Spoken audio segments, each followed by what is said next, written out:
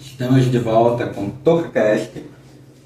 Eu fui informado pelo diretor, inclusive antes dos comerciais, eu errei o nome do nosso cast aqui, nosso podcast no caso.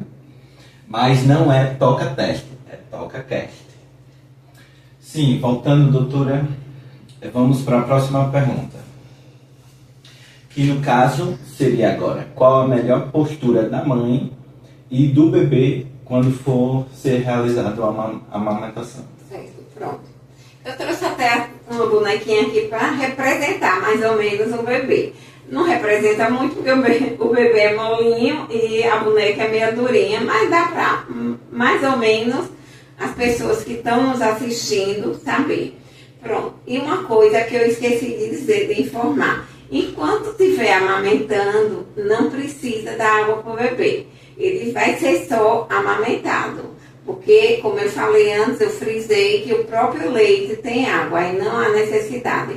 Bem, vai pegar o bebezinho, o abdômen vai ser, assim, voltado para o abdômen materno, a cabecinha dele vai ser próxima à mama, a mãe principalmente tem que estar numa posição confortável para ela.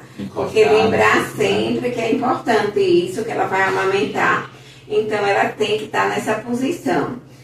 O corpinho dele vai estar retinho, as nádegas apoiadas, porque o queixinho dele tem que estar próximo à mama, para melhor amamentá-lo. E lembrar muito desse ambiente confortável para a mãe e essa posição para o bebê amamentar melhor. É o abdômen, próximo ao abdômen da mãe, voltado, as coxinhas retinhas, as nádegas apoiadas e o queixinho voltado para a mama da mãe.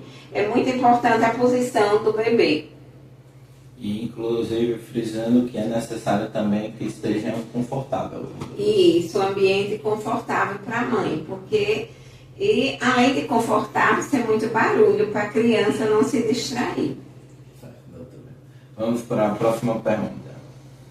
Como se faz a ordenha do leite materno? Porque nós sabemos que hoje em dia, principalmente, tem várias mães que precisam trabalhar, não podem ser afastadas do trabalho por algum motivo.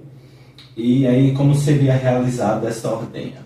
Bom, às vezes a mama da mãe fica muito engurgitada, quer dizer, cheia de leite. Aí é importante essa ordenha para não vir a desenvolver um abscesso, alguma coisa desse tipo. A mãe vai pegar os polegares, fazer como se fosse uma pinça. Os polegares em cima e os indicadores embaixo.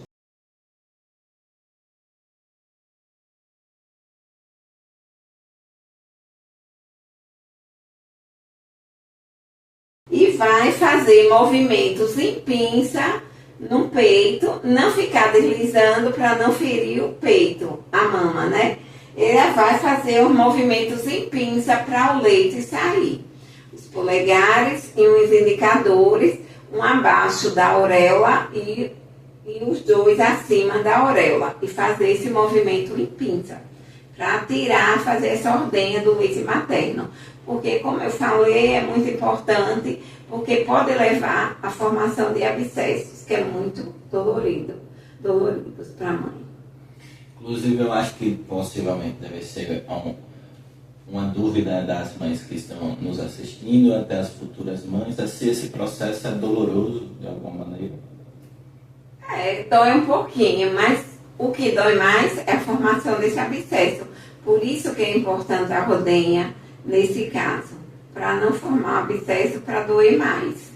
Então, é algo que dói, mas que previne um problema maior. Isso, vai prevenir um problema maior. Por isso que é importante, toda vez que o bebezinho estiver chorando tudo, aí ela colocar no peito, verificar antes se é alguma outra coisa, né? Se é fralda que ele quer trocar, porque afinal de contas, o bebê vai se comunicar com você através de choro, porque ele não sabe falar, ele vai chorar quando estiver desconfortável. E às vezes tem que a mãe saber que não é só fome que ele está sentindo. também pode ser outra coisa. E outra coisa que eu devo lembrar para vocês, que é importante, existe aquele bebezinho preguiçoso, que dorme demais. Aí é importante, no início, que ele vai mamar de 2 em 2 horas, mais ou menos, né? Porque é livre demanda, mais ou menos isso. É importante a mãe acordar esse bebezinho para que ele possa amamentar, senão ele pode vir a perder peso.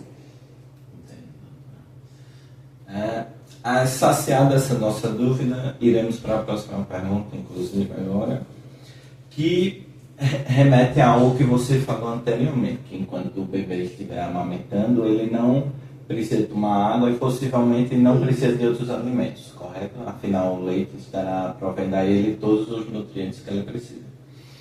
Então, vamos ao seguinte questão, que é o do almoço. Quando deve ser introduzido o almoço e como deve ser essa introdução? Bom, inicialmente a gente deve começar, quando ele chegar com 6 meses de vida, com um suquinho. Um suco que pode ser de laranja-lima, de maçã, de pera, uva, isso no período da manhã, e continuar oferecendo, logicamente, o peito, que é o mais rico em nutrientes para o bebê. Só que a partir dos 6 meses, ele vai precisar de outras vitaminas. E durante o período da tarde, ela pode oferecer essas mesmas frutinhas como papa. Ela vai pegar a maçãzinha, você vai raspar e dar ao bebê a maçã. Pode ser a pera raspadazinha. E pode pegar também mamãozinho junto com banana, amassar e vai oferecer aos pouquinhos.